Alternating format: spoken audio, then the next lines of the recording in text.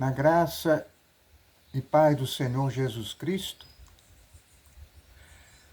começando a semana, e vamos nesta caminhada na leitura da Palavra de Deus no Evangelho, em verdade, em Cristo Jesus. Nós estamos nesta jornada de uma leitura da Palavra de Deus na Bíblia Sagrada, que aos olhos de Deus continua sagrada. E sagrado é o que não pode mudar.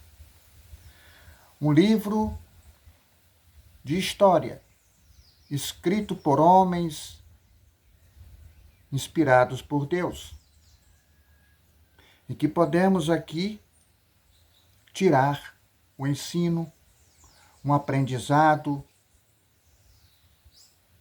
que nos faz renovar a nossa consciência pela verdade, nos transforma, regenera. Na importância de fazer uma leitura em que nós temos uma história, versículos em que contam, narram fatos históricos e que muitas vezes ficamos até duvidosos por que aconteceu. Por exemplo, perseguições, maus tratos, cativeiro, morte. E que se levar para hoje, a pessoa comete crime. Veja que existe aqui no Antigo Testamento, na Antiga Aliança, histórias macabras como estupro, amputações, pessoa sendo esquartejadas, coisas que realmente são bizarras para a nossa compreensão e que está nas Escrituras. Portanto, não se deve levar em conta, literalmente, a leitura pelo que está escrito, como era o costume e como ainda continua a leitura da Palavra de Deus na forma literal, o que está escrito, e que muitos fazem as leituras da Palavra de Deus direcionado ao que está escrito, ao que diz a lei. Por isso que quando se refere que a letra mata, é porque essa leitura está sendo feita de forma literal, sem nenhuma unção espiritual.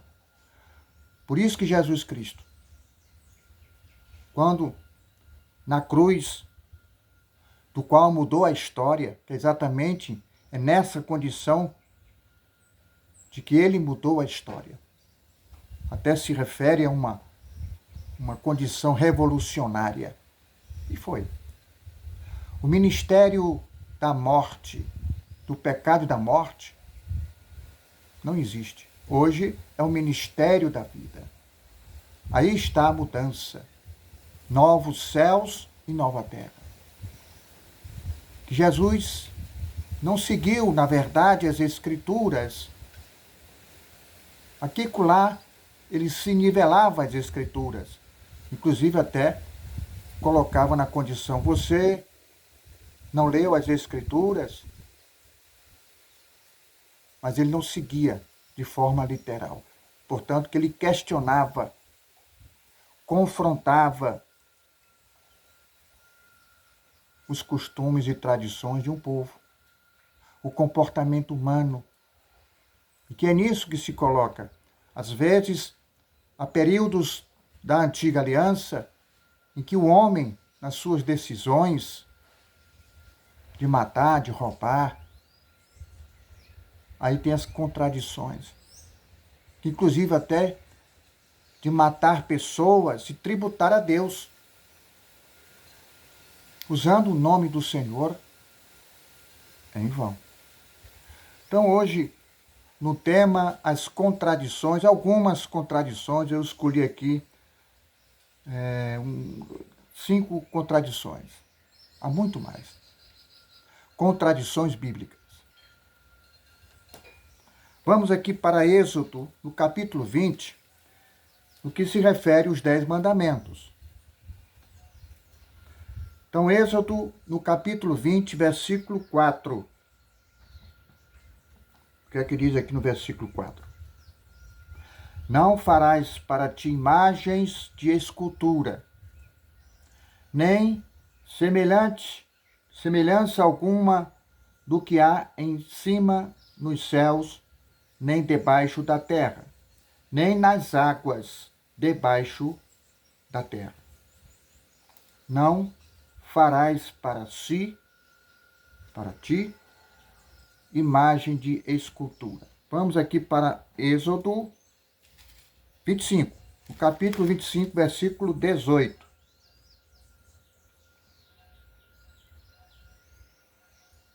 Farás 2 querubins de ouro batido, os farás nas 2 extremidades do propiciatório. Então já temos aqui 2 querubins de ouro batido.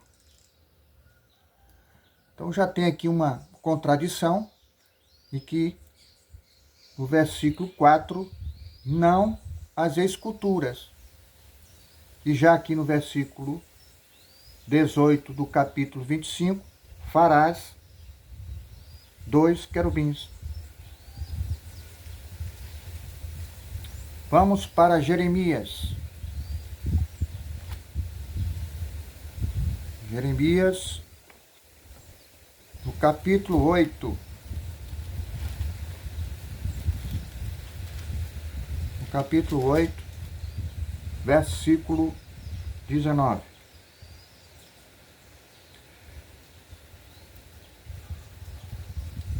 Jeremias, capítulo 8, versículo 19. Eis a voz do clamor da filha do meu povo, de terra muito remota. Não está o Senhor em Sião? Não está nela o seu rei? Porque me provocaram a ira com as suas imagens de escultura, com os ídolos dos estrangeiros. Imagens de esculturas provocaram a ira do Senhor. Êxodo, voltando para Êxodo, no capítulo 20, versículo 13. Não matarás. Vamos para Números. Números, no capítulo 31. No capítulo 31, versículo 7 e 8. Pelejaram contra os midianitas, como o Senhor ordenara a Moisés, e mataram todo homem feito. Mataram, além dos que já haviam sido mortos, os reis dos midianitas, Evi, Requem, Zur, Ur e Reba. 5 reis dos midianitas. Também Balaão, filho de Beor, mataram a espada.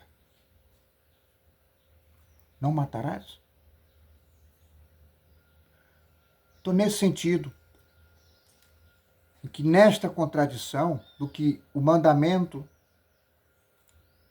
ali determina, e houve muitas matanças, cristãos inclusive, mortos por chifradas de animais, em uma arena pública, o povo vibrando e o rei ali achando, né, como forma de entretenimento.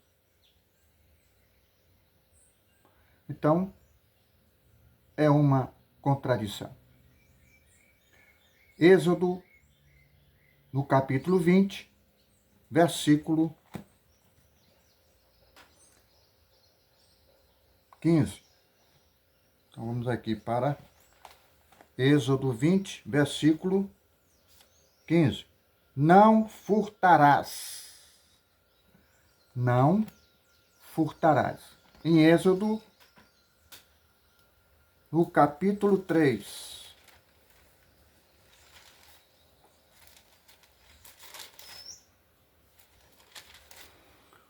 lembrando que tudo que aconteceu no Antigo Testamento se levava a Cristo. Por isso que ele se fazia uma referência às sombras, obras mortas, mas se levava a Cristo, e do qual hoje estamos na luz e não nas sombras. Êxodo, capítulo 3, versículo 21.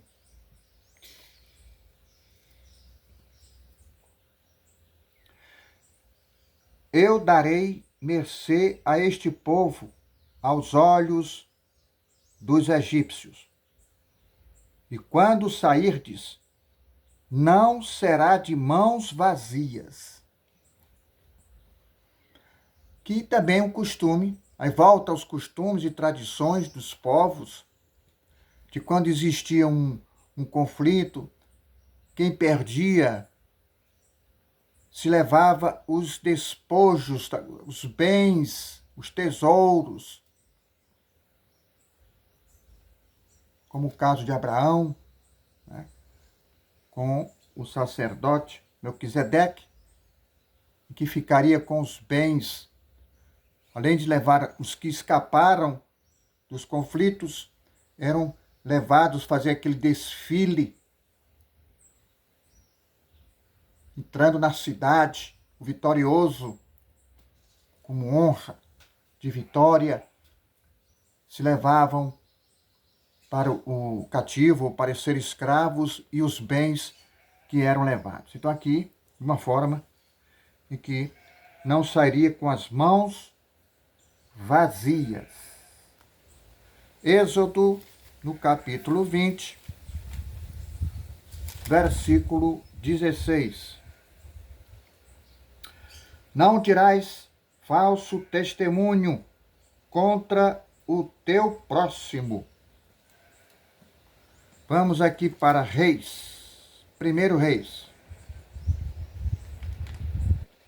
Primeiro Reis, no capítulo 22, versículo 22. Primeiro Reis, 22, versículo 22.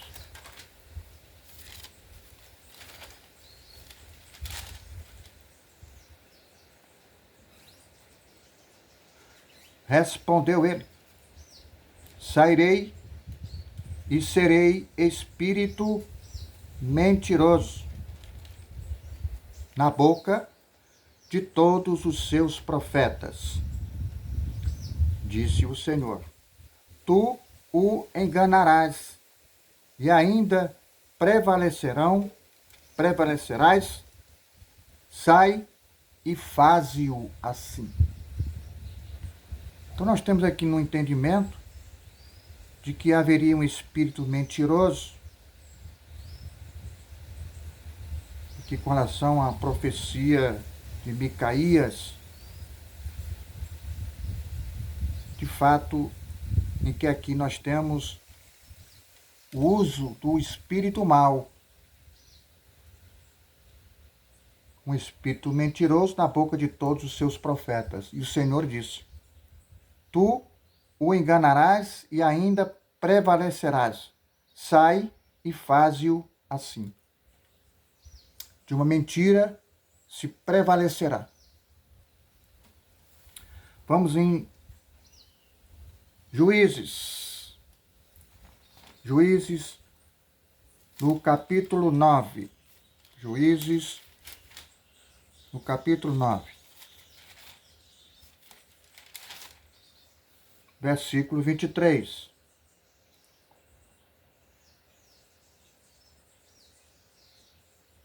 Suscitou Deus um espírito de aversão entre Abimeleque e os cidadãos de Siquém.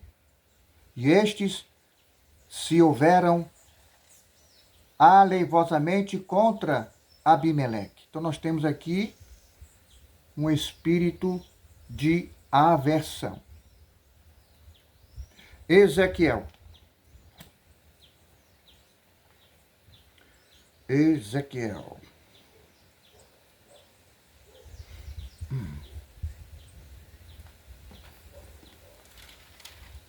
No capítulo 14, versículo 9. Se o profeta for enganado e falar alguma coisa, fui eu, o Senhor, que enganei esse profeta. Estenderei a mão contra ele e o eliminarei do meio do meu povo de Israel. Então, aqui em questão da justiça aos falsos profetas, mas aqui ele colocou, Ezequiel 14, 9.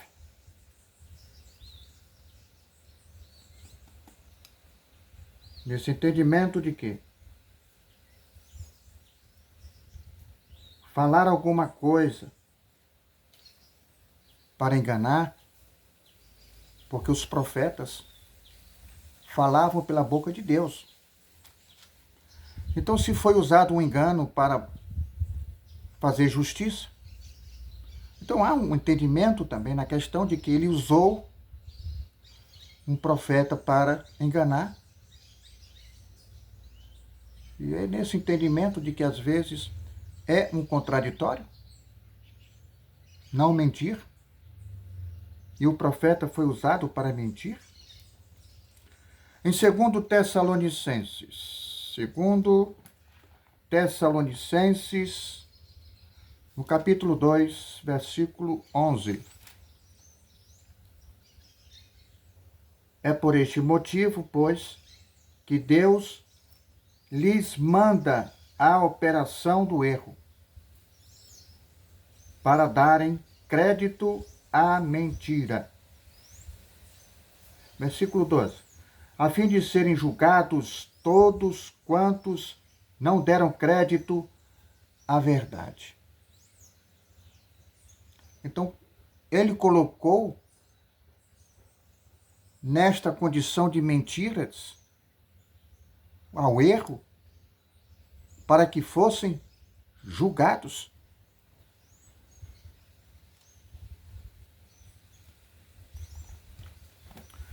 Vamos a Deuteronômios, no capítulo 14. No capítulo 14, versículo 4.